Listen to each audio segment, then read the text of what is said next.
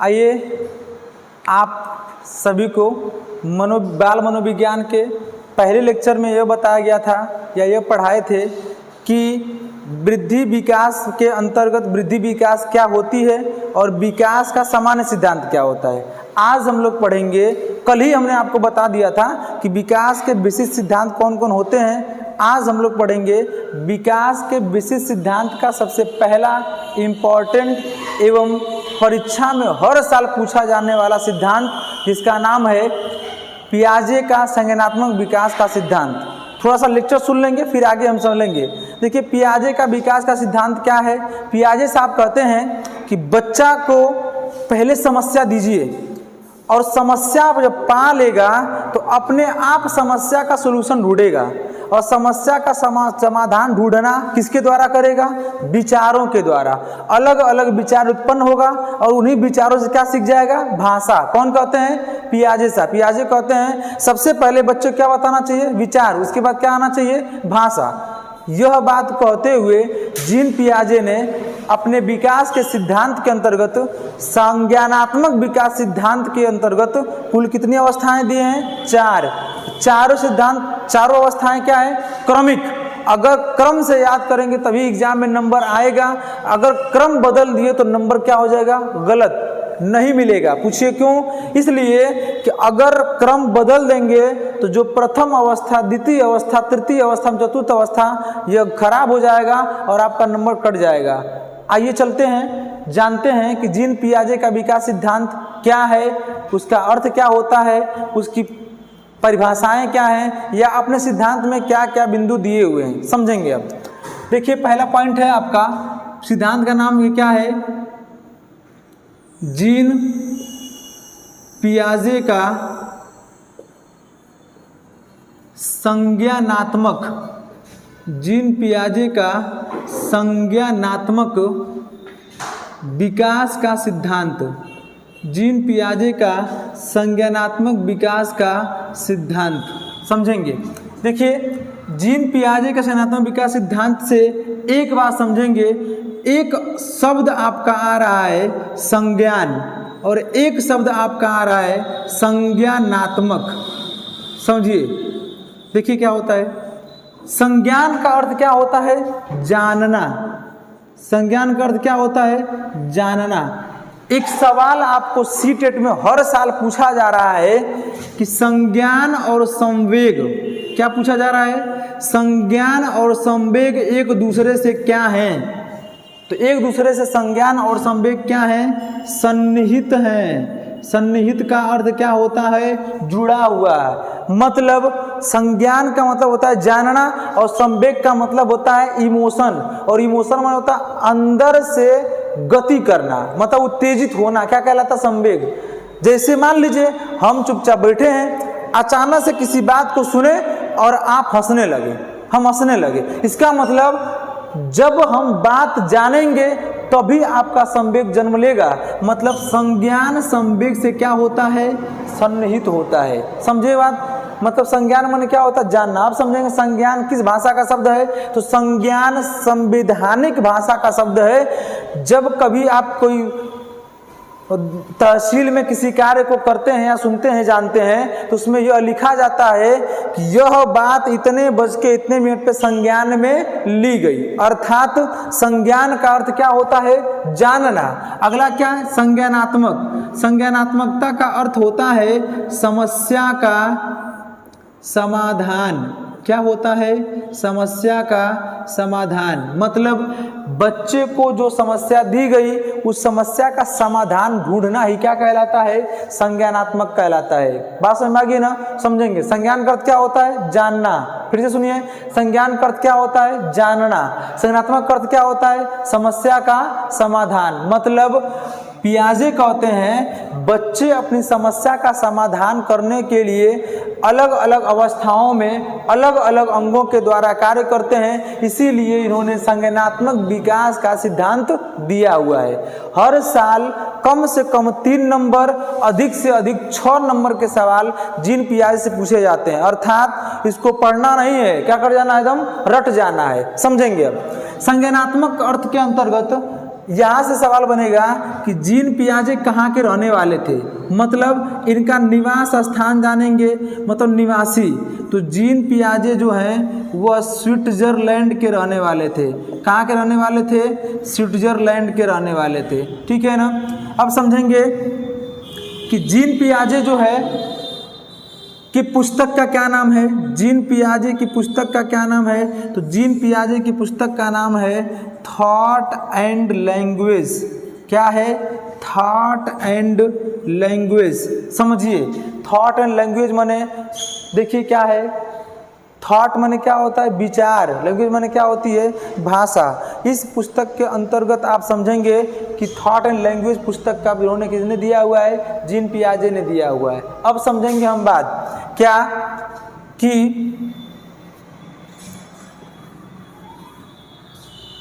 कहाँ के रहने वाले हैं, ये तो हो चुका। अब जानेंगे कि जीन पियाजे का सिद्धांत क्या है। समझेंगे सिद्धांत में कुल कितनी अवस्थाएं दी हैं। तो जीन पियाजे ने अपने अध्ययन में कुल कितने दिए हैं? अध्ययन में कुल 4 अवस्थाएं दिए हैं। कितनी अवस्थाएं हैं? 4 अवस्थाएं। समझिए, सबसे पहली अवस्था का क्या नाम है? सबसे पहली अवस्था का नाम है संवेदी या पेशीय गामक अवस्था। संवेदी या पेशी गामक अवस्था। दूसरा पॉइंट क्या है? देखिए, इस अवस्था को इन्होंने कितना माना हुआ है? 0 से 2 वर्ष। दूसरी अवस्था क्या नाम है? दूसरी अवस्था का नाम समझेंगे।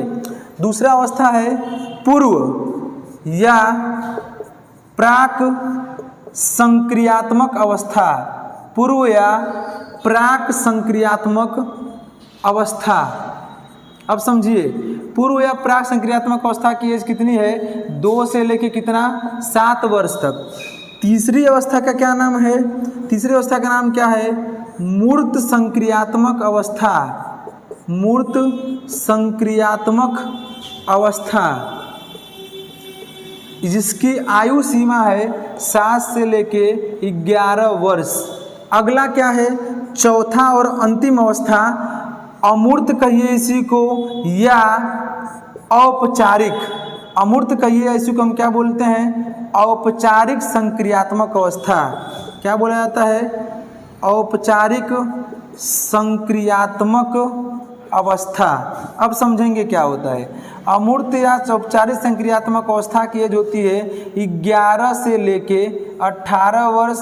कुछ जगहों पे लिखा होगा 11 वर्ष से ऊपर। क्या लिखा होगा? 11 वर्ष से ऊपर। अब समझिए, संवेदी या पेशी गामक अवस्था। दूसरा क्या है? पूर्व या प्राक संक्रियात्मक अवस्था। तीसरा क्या है? मूर्त या मूर्त संक्रियात्मक अवस्था। और तीसरा क्या है? चौथा अमूर्त या औपचारिक संक्रियात्मक अवस्था।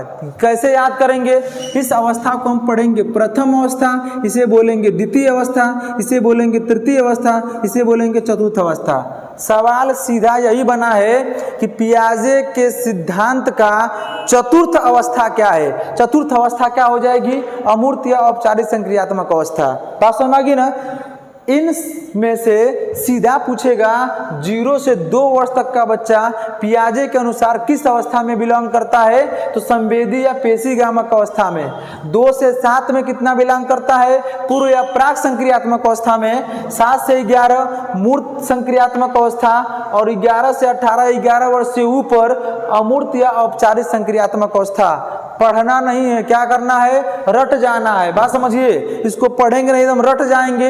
हर साल 3 नंबर का सवाल कम से कम या अधिक से अधिक कितना? 6 नंबर का सवाल आपके एग्जाम में आता है। ऐसे सवाल में जीन पियाजे का संज्ञानात्मक विकास का सिद्धांत अपने अध्ययन में कुल कितनी अवस्थाएं दिए हैं? 4 अवस्था।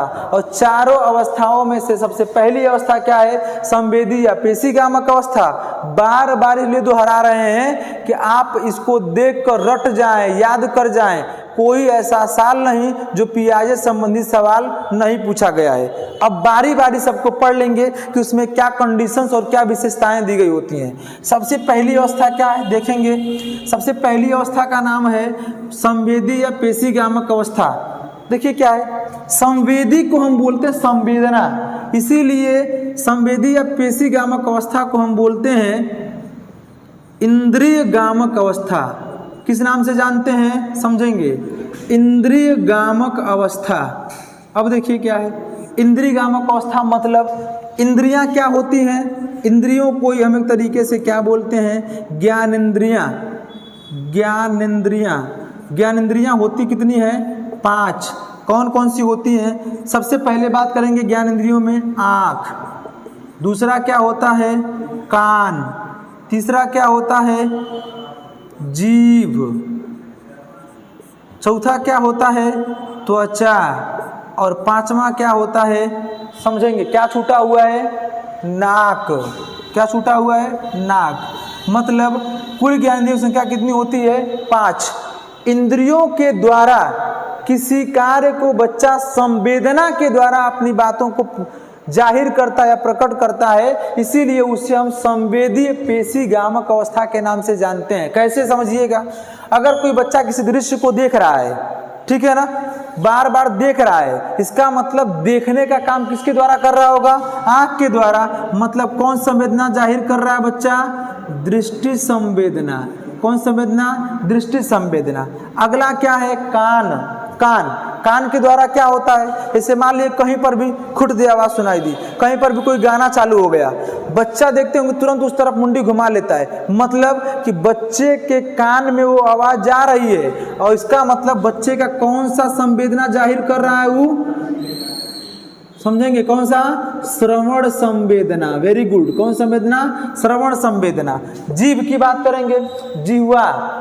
जिह्वा के द्वारा क्या करता है बच्चा, देखिएगा, जीभ के द्वारा कौन संवेदना होती है, स्वाद संवेदना। देखिएगा कैसे होता है, जैसे हम ही लोग होते हैं घर में, देखते होंगे आप लोग चटनी पिसाती है, चटनी पीसते हैं, देखते होंगे तुरंत महिलाएं, घर की लड़कियां तुरंत पीस के इधर चाट लेंगे। देखिए कैसा लग रहा है, अगर निक लगेगा तो नमक कम है, नहीं तो ज़्यादा है तो समझ लीजिए क्या हो जाएगा। कहने का मतलब क्या है, किसके द्वारा हुआ, ऐसे छोटे बच्चे में देखिएगा क्या होता है। छोटे बच्चों को क्या पता है कि दवाई है कि मीठा है, लेकिन मीठा खिलाइए तुरंत मुंह भग दबा लेगा इतना बढ़िया, लेकिन उसी को तन पिलाइए ना दवाई पूरेंगे जबड़वा पे जबड़वा इधर रख लेगा, खोलेंगे तब वो नहीं खुलेगा। बात समझ गई ना, मतलब जिह्वा के द्वारा उसे क्या पता चल गया है, स्वाद संवेदना। अगला क्या है, त्वचा। त्वचा के द्वारा कौन संवेदना होती है, समझेंगे, स्पर्श संवेदना। कौन संवेदना होती है, स्पर्श। कैसे होता है देखेंगे, जैसे छोटा बच्चा है, कोई चीज स्पर्श कर रहा है, अगर यह हवा हमको कोई लग रही है ठंडी का महसूस हो रहा है, गर्मी का महसूस हो रहा है, अर्थात जैसे मान लीजिए कोई वस्तु रखी गई है इस तरह, उसको छूने गए, जल गए, मतलब बच्चे को क्या पता चल गया। जैसे देख लीजिए सामान्यतः मान लीजिए घर में छोटा बच्चा है, उसकी मम्मी खाना बना रही है, बड़ा परेशान है, मम्मी कहती है, बाबू कहते मम्मी रोटी दे दा, मम्मी रोटी दे दा, मम्मी रोटी दे दा, मम्मी पहले ही रोटी खिला रही है, तब ऐसे कहेंगे ला रोटियां उठा के दे देंगे, तो लड़को आशा मिलेगा तो बहुत जर छोड़ देगा। बात समझ गई ना, मतलब बच्चे को वह वस्तु क्या हुई, स्पर्श के द्वारा पता चला, तुरंत संवेदना जाहिर कर दिया। 0 से लेकर 2 वर्ष है, समझ लीजिए 2 वर्ष का बच्चा आसानी चलने लगता है, घूमने फिरने लगता है। और नाक के द्वारा जो होती है, एग्जाम में सवाल यही बनता है कि नाक के द्वारा कौन संवेदना होती है, तो घ्राण संवेदना। कौन संवेदना, घ्राण संवेदना। साथ साथ रिपीट करिए, वीडियो देखते समय बोला करिए, जब कोई चीज बोले तो आप वीडियो देखते भी समय पे ऐसे समझिए कि हम क्लास में बैठे हैं। जो लोग असमर्थ हैं, नहीं आ सकते हैं, उनके लिए बहुत बढ़िया अपॉर्चुनिटी है कि घर बैठे आपकी फ्री ऑफ कॉस्ट यह सुविधा मिल रही है। तो कहने का मतलब घर पर भी क्लास का माहौल बनाइए, आपको बेहतर तरीके समझ में आएगा।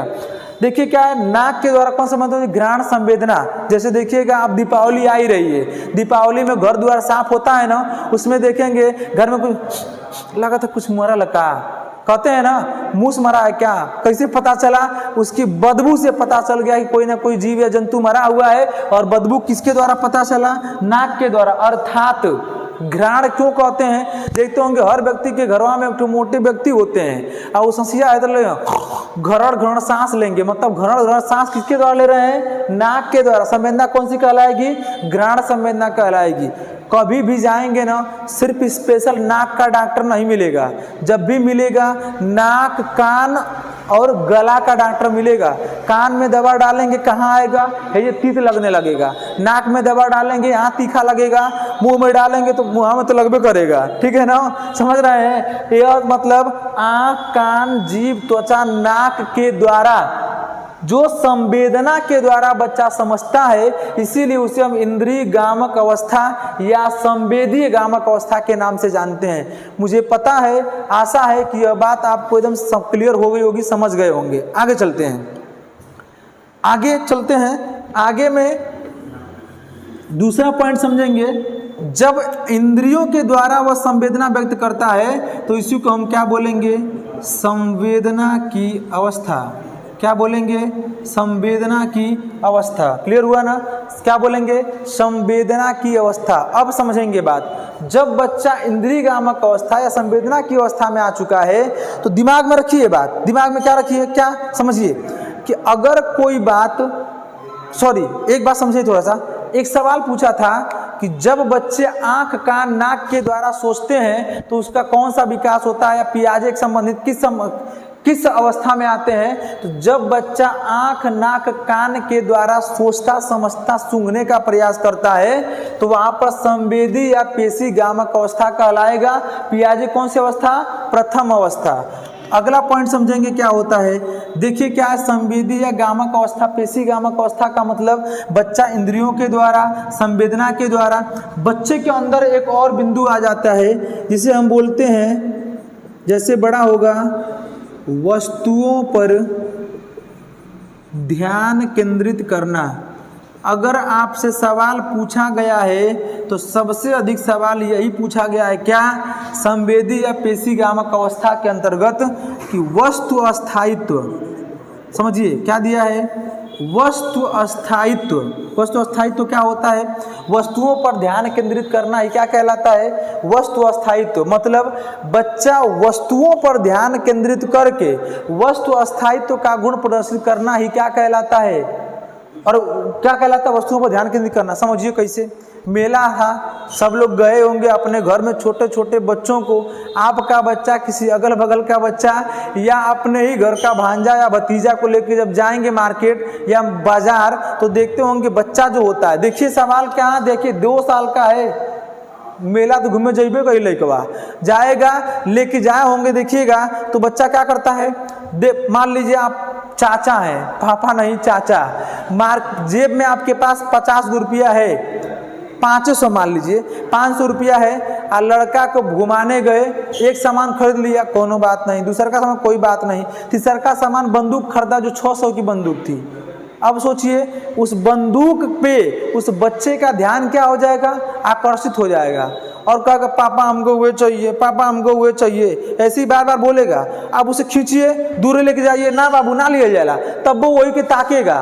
कभी देखिएगा गोदी उठा लीजिए लड़कवा को और कहिए बाबू कुछ ना होला है, तो कहेंगे बाबू ना देखे के लड़कवा तो ताकेगा ही तेरे। समझ रहे हैं क्या हो रहा है वहां पे, समझिए बच्चा उस वस्तु पर क्या कर लिया है, ध्यान केंद्रित कर लिया। मतलब कौन सा गुण आ चुका है, वस्तु अस्थायित्व का गुण आ चुका है। समझेंगे बात। और अगला अंतिम पॉइंट समझेंगे, सिर्फ कौन सा व्यवहार जो कर पाता है, सुखद एवं दुखद भावों को क्या कर पाता है, सिर्फ प्रकट कर पाता है। सुखद एवं दुखद भावों को प्रकट करता है। सिंपल है, अगर बच्चा हंस रहा है उसे खुशी का माहौल है, अगर रो रहा है इसका मतलब दुख का अनुभूति हो रही, यही ना होती है। इन सभी बिंदुओं से पता चलता है कि संवेदी या पेशी गामक अवस्था किस अवस्था को मानी जाती है, 0 से 2 वर्ष। किसने कहा हुआ है, जीन पियाजे ने। मतलब जीन पियाजे ने अपने सिद्धांत के प्रथम अवस्था में बताया है कि बच्चा टोटली किस पे काम करता है,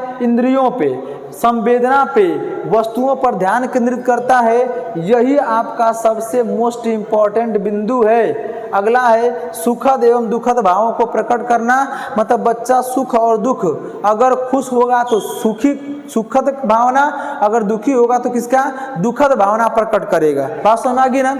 यह बात संवेद। अब कुछ समझेंगे सब पेशी क्या होता है, समझेंगे पेशी क्या होता है। पेशी समझते हैं क्या होता है। पेशी का मतलब बच्चा 2 वर्ष में है ना, अपने संवेदना जो होगा वह किसके द्वारा, आँख, कान, नाक, त्वचा, जीभ के द्वारा परसीव करने के साथ साथ हाथों के द्वारा भी कार्य करने लगता है। और हाथों के द्वारा कार्य करना, पेशियों के द्वारा कार्य करना, इसीलिए उसे हम क्या बोलते हैं, पेशीगामक अवस्था के नाम से जानते हैं। समझे? मतलब पियाजे की पहली अवस्था क्या समझे हम, संवेदी या पेशीगामक अवस्था समझेंगे। मतलब पियाजे के संयंत्र विकास के अंतर्गत सबसे प्रथम अवस्था, मुख्य बिंदु क्या समझेंगे, सवाल क्या बनेगा कि वस्तुओं पर ध्यान केंद्रित करना या वस्तु अस्थायित्व का गुण पियाजे की किस अवस्था में आ जाता है, तो वस्तु अस्थायित्व का गुण पियाजे के प्रथम अवस्था अर्थात संवेदी या पेशीगामक अवस्था के अंतर्गत आता है। समझे? अब हम चलेंगे दूसरी अवस्था की तरफ। कौन सी अवस्था? दूसरी अवस्था। देखिए दूसरी अवस्था क्या है, दूसरी अवस्था देखिए क्या है। दूसरी अवस्था बताए थे आपको, पूर्व या प्राक संक्रियात्मक अवस्था, पूर्व या प्राक संक्रियात्मक अवस्था। अब देखिए क्या है, पूर्व या प्राक संक्रियात्मक अवस्था कितने, 2 से लेके 7 वर्ष। एज जरूर याद करिएगा, एग्जाम में एज ही आपको फॉलो कराएगी या दिमाग में रखेंगे। ये लेकिन सीधे पूछेगा 3 वर्ष का बालक पियाजे किस अवस्था में आता है, तो 3 वर्ष पूछेगा, मतलब 2 साल, 3 साल, 4 साल, 5 साल, 6 साल या 7 साल। 2 से 7 वर्ष का बालक जो होता है वह पूर्व या प्राक संक्रियात्मक अवस्था में संचरण करता है। क्या करता है? संचरण करता है। अब देखिएगा इसमें सबसे पहला बिंदु क्या आता है, सबसे पहला बिंदु आता है प्रत्यक्षण। प्रत्यक्षण का मतलब होता है क्या, भ्रम की अवस्था। किसकी अवस्था होती है? भ्रम की अवस्था। इसी को हम बोलते हैं प्रत्यक्षण या भ्रम की अवस्था। मतलब बच्चे के अंदर क्या हो जाता है, उसे भ्रम, क्या हो जाता है, भ्रम। पूर्व या प्राक संक्रियात्मक अवस्था में देखिए क्या भ्रम क्या कहलाता है। जैसे मान लीजिए 3 साल का लड़का है, बाहर खेल रहा था, तब उसके पापा बोले बाबू जा घर में से चम्मच लेके आवा। बाबू गया दौड़ते दौड़ते, तब बिचा मम्मी मिल गई। मम्मी, अरे हमार लाल कहाँ रहल, आवा खिला लें। ऐसे लड़का के लिए खिलाएंगी, अरे हमार सोना कहाँ रहल, तो लड़का भुला जाएगा कि क्या है, चम्मच पापा मांगे। जैसी मम्मी छोड़ी, लड़का चम्मच की जगह क्या लेके आ जाएगा, पलटा, कलछुल, कुछ लेके आ जाएगा। मतलब अगले ही क्षण बच्चे के अंदर क्या आ गया, प्रत्यक्षण। मतलब किसकी अवस्था कहलाएगी, भ्रम की अवस्था कहलाएगी। प्रत्यक्षण या भ्रम की अवस्था कहलाती है। अगला समझेंगे इसमें क्या होता है बिंदु, बच्चे के अंदर देखिए क्या पाया जाता है। प्रत्यक्षण को कहीं कहीं देखेंगे तो लिखा होता है अविलोम्यता की अवस्था। अविलोम्यता की अवस्था का मतलब वही कि बच्चा भ्रम में रहेगा और भ्रम को ही जैसी प्राप्त कर लेगा, खत्म हो जाएगा, तो वह पूर्व या खत्म हो जाता, प्राप्त कर लेता है, उसको हम प्रत्यक्षण की अवस्था कहते हैं। इसे हम पूर्व या प्राक संक्रियात्मक अवस्था के नाम से जाना जाता है। किसके नाम से जानते हैं, पूर्व या प्राक संक्रियात्मक अवस्था। अब समझेंगे अगला पॉइंट क्या होता है इसमें। प्रत्यक्षण या भ्रम की अवस्था के अंतर्गत के बाद से आपका आता है, देखिए इसमें और क्या आता है कि बच्चे के अंदर जो होता है अब भाषा विकास का प्रारंभ होता है। किसका प्रारंभ होता है, भाषा विकास का प्रारंभ होना। समझिए, मतलब अब बच्चे के अंदर भाषा का विकास होने लगेगा। अब धीरे धीरे धीरे धीरे टूटी फूटी भाषा में रोटी को ओटी, क्या बोलेगा, रोटी को ओटी, पानी को मॉम, कुछ ना कुछ शब्द बोलता जाएगा और बोलता जाएगा। मतलब बच्चे के अंदर भाषा विकास का क्या हो रहा है, प्रारंभ हो गया, शुरुआत हो गई भाषा विकास का प्रारंभ। इसके बाद समझेंगे क्या है, देखिए धीरे धीरे जैसे जैसे बच्चा बड़ा हो रहा है, 2 साल, 3 साल, 4 साल, 5 साल, 6 साल, वैसे वैसे उसकी गुणों में भी क्या होती जाती है, वृद्धि होती जाती है। क्या होती है, वृद्धि होती जाती है। प्रत्यक्षण के बाद से हो गया भाषा विकास। भाषा विकास के बाद से देखिएगा इसमें करता क्या है, बच्चा वस्तुओं एवं शब्दों में संबंध स्थापित करना, संबंध स्थापित करना, वस्तुओं व शब्दों में क्या स्थापित करने लगता है, संबंध। अब देखिए वही बच्चा भ्रम में था, लेकिन जैसे ही बड़ा हुआ वैसे ही कौन सी वस्तु क्या होती है, किस शब्द का प्रयोग किस अवस्था में कब किया जाता है, यही होता है वस्तुओं व शब्दों में क्या करना, संबंध स्थापित करना। मतलब बच्चा वस्तु व क्या करते हैं, शब्दों में संबंध स्थापित कर लेता है, जिससे बच्चे को पता लगता है कि किस वस्तु को किस शब्दों के माध्यम से हमें बताना है। और अगला बिंदु आप समझेंगे कि बच्चा जो होता है वह वस्तुओं व शब्दों में स्थापित करने लगता है। तो अब धीरे धीरे बच्चा जो होता है किस प्रकार का कार्य करता है समझेंगे। यह बच्चा धीरे धीरे जो होता है वह पूर्व या प्राक संक्रिया, संक्रिया का समझते पहले क्या होता है देखिएगा। संक्रिया माने क्या होता है, संक्रिया का मतलब होता है संक्रमण, मतलब बच्चे के अंदर नए नए गुणों का क्या होना, आना या विकास करना, ये क्या कहलाता है, संक्रियात्मक कहलाता है। मतलब पूर्व या प्राक संक्रियात्मक अवस्था किस अवस्था में पाया जो होता है वह कौन सी अवस्था मानी जाती है, पियाजे की द्वितीय अवस्था मानी जाती है। द्वितीय अवस्था में प्रत्यक्षण की अवस्था, भाषा विकास का प्रारंभ होना, वस्तुओं और शब्दों में संबंध स्थापित करना, और एक महत्वपूर्ण अंतिम बिंदु होता है आपका, समझेंगे एक बार देखते हैं, वस्तुओं व शब्दों में संबंध स्थापित करना, भाषा विकास का प्रारंभ, प्रत्यक्षण की अवस्था। अगला और अंतिम पॉइंट होता है आपका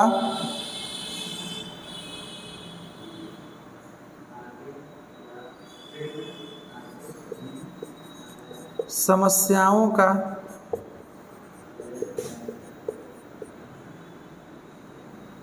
समाधान। अब धीरे धीरे जब बड़ा बच्चा होगा ना तो वह धीरे धीरे अपनी समस्याओं का क्या करने लगता है, समाधान करने लगता है। और समस्याओं का समाधान जो करता है वह बच्चा अपनी पूर्व या प्राक संक्रियात्मक अवस्था में धीरे धीरे शुरू करता है, अभी प्रारंभ कर देता है, जो लेके 2 से 7 वर्ष तक के बच्चे के अंदर पाया जाता है। इस अवस्था से बच्चे को पता चलता है कि बच्चा किस अवस्था में पहुंच चुका है। आज के लेक्चर में हमने ये जाना पियाजे के सिद्धांत, 2 सिद्धांत, कितने सिद्धांत हैं, 2। पहला कौन सा था, संवेदीगामक अवस्था, दूसरा कौन सा, पूर्व संक्रियात्मक अवस्था। अगला सिद्धांत, अगला जो टॉपिक है इसका पियाजे का दूसरे भाग में हम लोग पढ़ेंगे मूल संक्रियात्मक अवस्था और अमूर्त संक्रियात्मक अवस्था एवं पियाजे के द्वारा कुछ परिभाषित शब्द को समझेंगे। आज के लिए इतना ही। आपको वीडियो पसंद आया है तो आप कमेंट करके बताएं कि यह वीडियो कैसा लगा। बात समझ में आ गई ना। देखिए क्या होता है, कमेंट में आप जरूर बताया करें, कोई कमी रहा कर, आप लोग बस करते हैं वेरी गुड नाइस सर, मुझे पता है क्यों कहते हैं। आप वीडियो को पहले देखते हैं, रविकांत सर का चेहरा दिख गया, बस नाइस लिख दें। आप अंत तक वीडियो देखें और अंत तक देखने के बाद आपको लगता है कि यह कमी है, कमी भी बताएं। जो सवाल उस सवाल को ही पूछें। आज का सवाल आपको बता दें, समझिए, देखिए आज का सवाल सभी लोग कमेंट करके बताएं। अंतिम में सवाल इसलिए बताया जाता है कि आप अंतिम के तभी अंतिम का सवाल दे पाएंगे जब अंतिम तक वीडियो देखेंगे। बात समझ आ गई ना। सवाल आपको यह बताना है,